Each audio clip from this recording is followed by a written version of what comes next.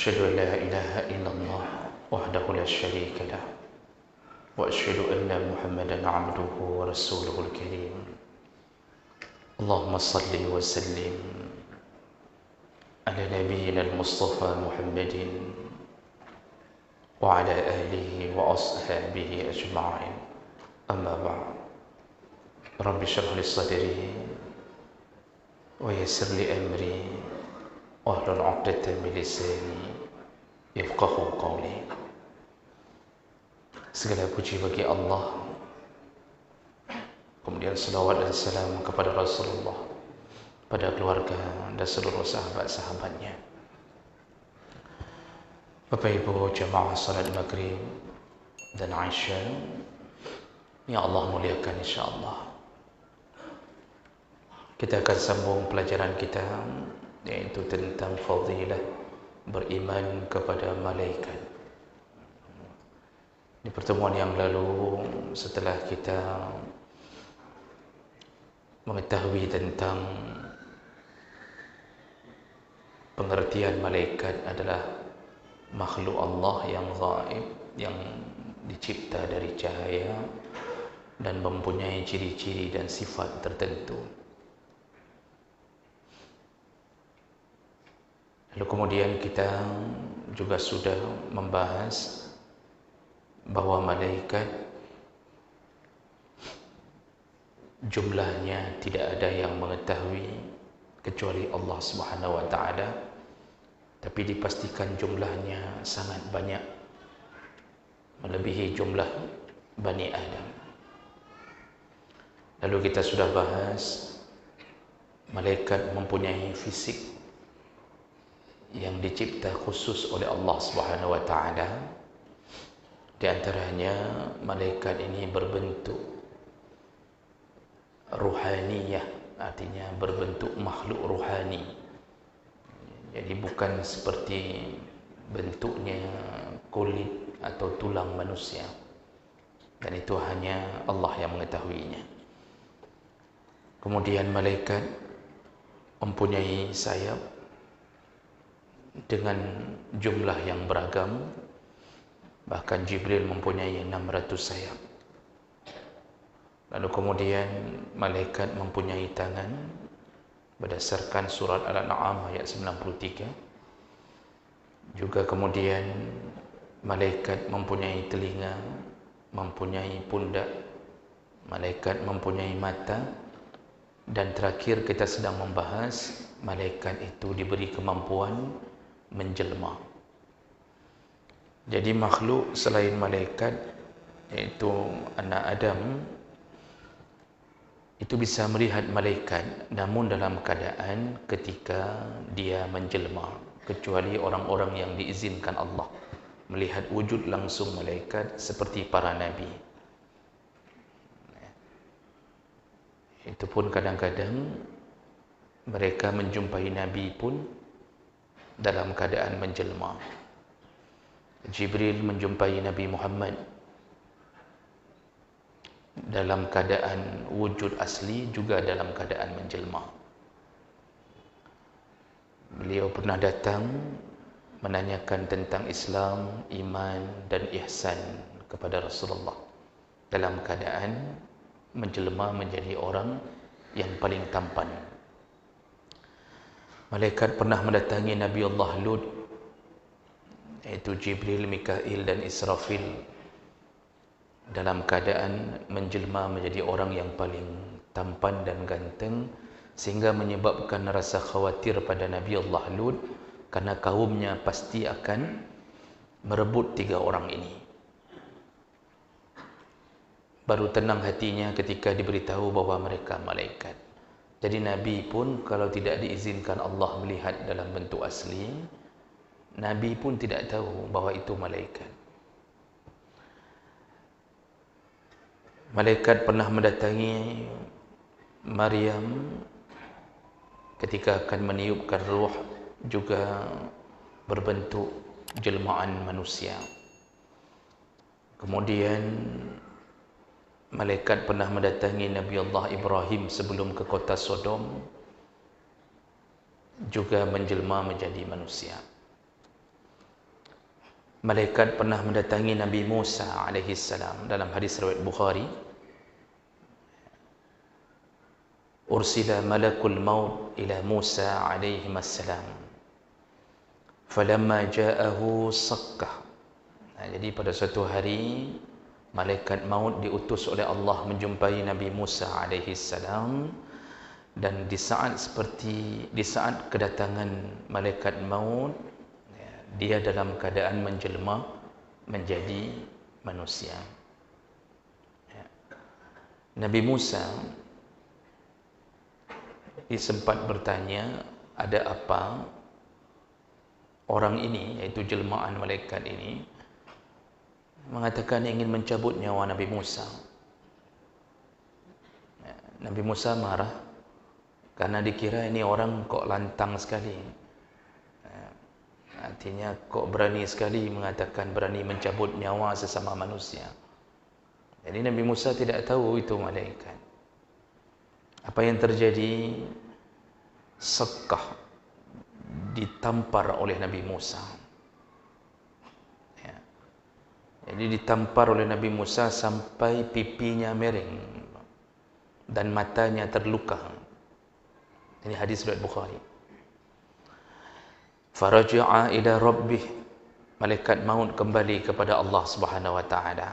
Faqal, lalu dia berkata kepada Allah, arsaltani ila 'abdin la yuridul mauta. Ya Allah, engkau telah mengirimkan aku kepada seorang hamba-Mu yang belum menginginkan mati. Kalau kita boleh tambah kalimat berikutnya, hasilnya begini, ya Allah katingin minglung. Jadi Nabi yang pernah nampar malaikat itu Nabi Musa. Qal, lalu Allah berkata, irji' ilaih, balik, kata Allah, temui lagi Musa. Faqul lahu,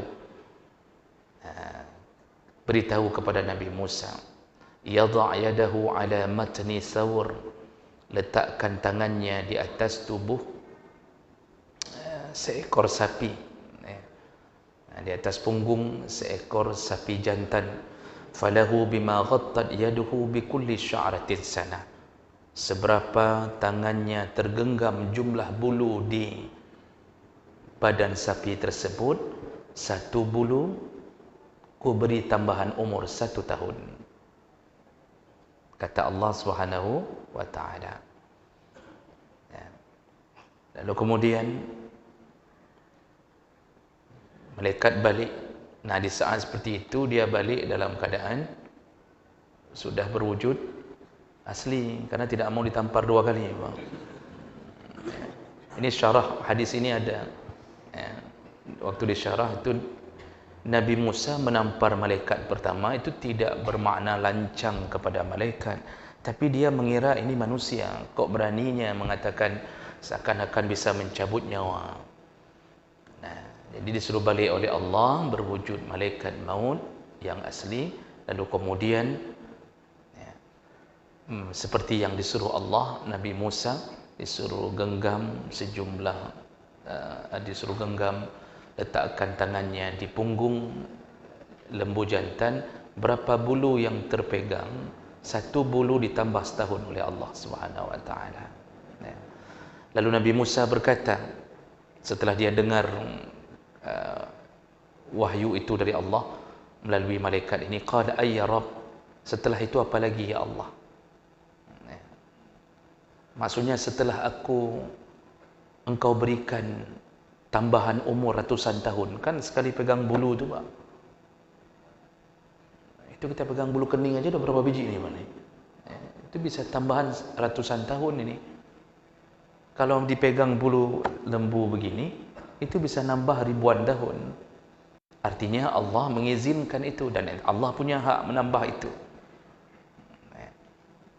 Itu hak Allah.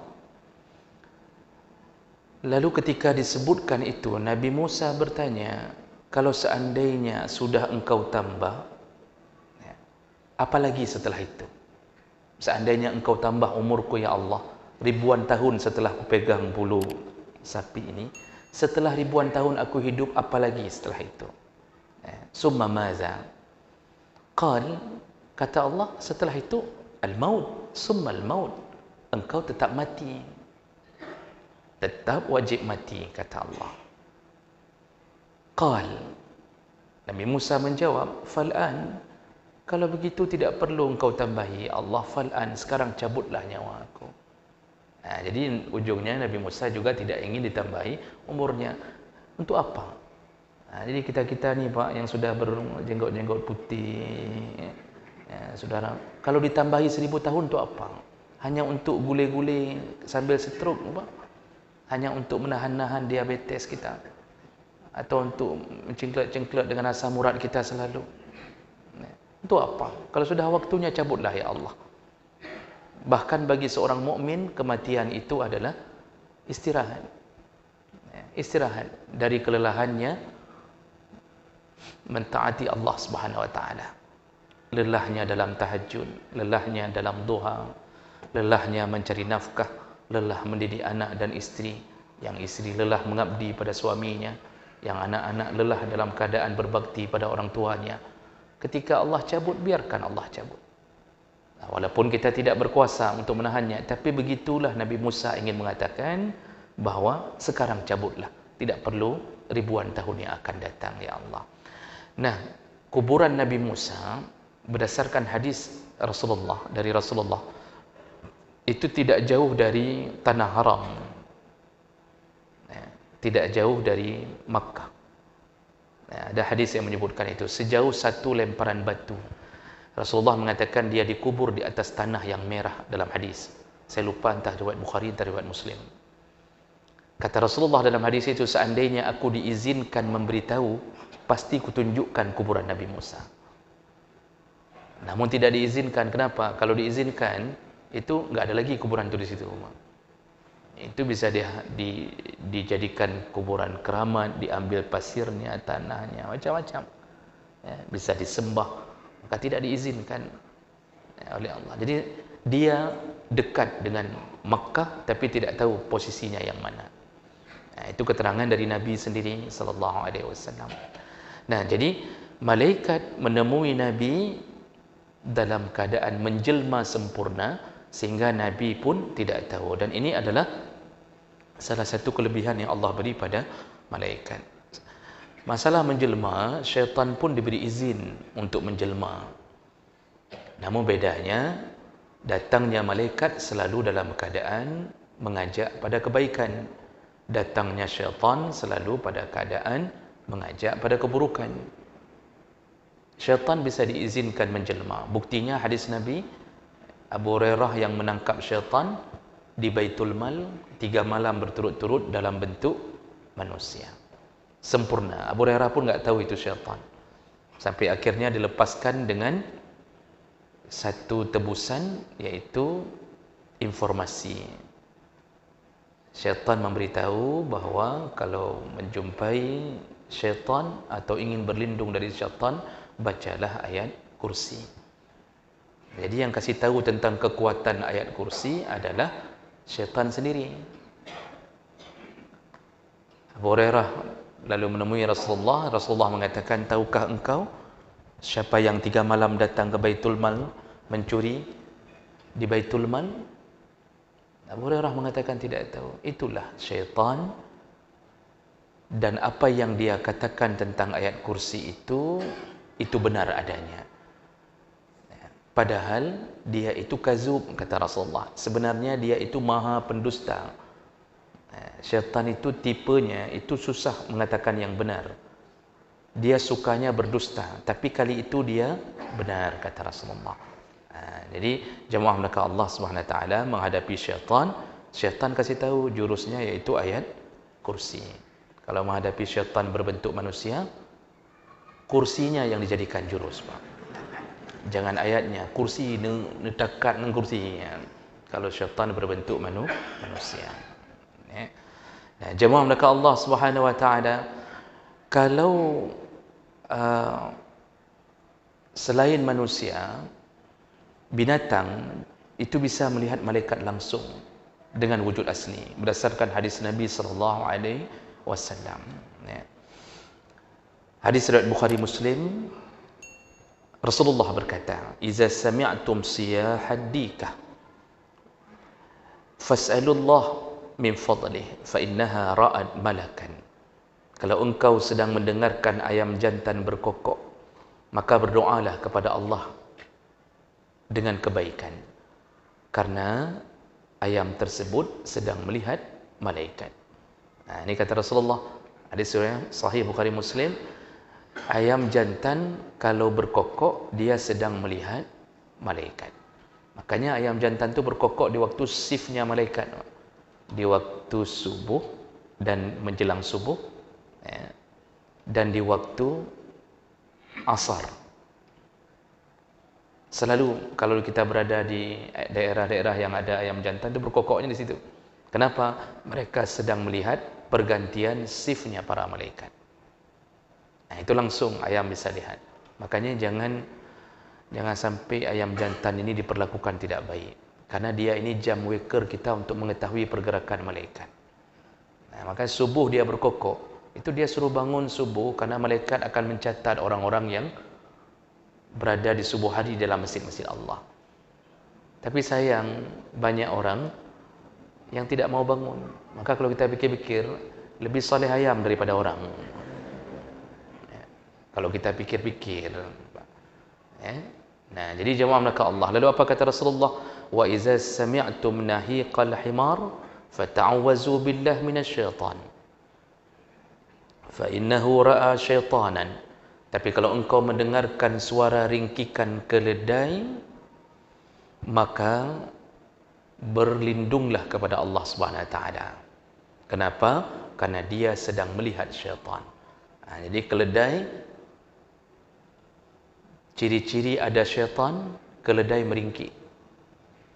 Nah, ringkikan keledai ini menjadi bukti syaitan sedang berada di area yang bisa dilihat oleh keledai. Itu ingin disebutkan bahawa binatang ada perkara gaib yang tidak bisa dilihat oleh manusia, bisa dilihat oleh binatang. Azab kubur didengarkan oleh binatang, kecuali jin dan manusia. Namun kalau didengarkan oleh binatang, binatang biasanya melolong, Pak. Kalau anjing mendengar melolong, kalau kucing juga menangis. Namun tidak berefek kepada mereka, karena mereka tidak mendapatkan azab kubur. Maka diizinkan diperdengarkan pada mereka. Pada kita tidak diizinkan karena berefek. Apa efeknya? Kita tidak lagi mendapatkan ujian iman. Jadi kita ini takut kepada Allah hanya gara-gara dengar azab kubur. Jadi ujian imannya enggak dapat. Sengaja disembunyikan Allah. Allah ingin lihat kita ini percaya tidak adanya azab kubur. Beriman tidak dengan semua yang Allah telah tentukan. Jadi jemaah melakukan Allah Subhanahu wa taala, ini salah satu kelebihan binatang. Bisa lihat malaikat, bisa lihat syaitan. Tapi saya ingin ingatkan, hati-hati dengan syaitan, Pak. Syaitan ini kalau bertransaksi atau komunikasi dengannya, Rasulullah mengatakan bahasa kazub, itu isim mubalaghah dalam bahasa Arab, artinya enggak ada yang lebih pendusta daripada dia. Makanya dukun-dukun itu semuanya terdustai, korban dustanya syaitan. Walaupun satu dua tertebak dengan benar, tapi rata-rata didustakan oleh syaitan. Kita pun, kalau kita sedang meru'yah, kita komunikasi dengan orang yang kesurupan, itu jangan sampai kita mengira bahawa kita telah berkomunikasi dengan baik. Setelah dia, kita katakan bahawa masuk Islam apa tidak, misal kita katakan, lalu dia mengatakan masuk, saya masuk sekarang, kata dia. Lalu dia ucapkan asyhadu an la ilaha illallah. Nyan rata-rata pengen, Pak. Jadi jangan merasa lalu kita kobarkan, kita sebarkan pada orang, alhamdulillah selama saya ru'yah orang sudah sekitar 45 syaitan dah masuk Islam, alhamdulillah. Belajar dulu tentang ilmu syaitan. Syaitan itu dustanya, Pak, itu kalau dari 100%, 99% dusta. Itu ciri-ciri kehidupan syaitan. Ini jemaah menakat Allah Subhanahu wa taala, ini kelebihan malaikat.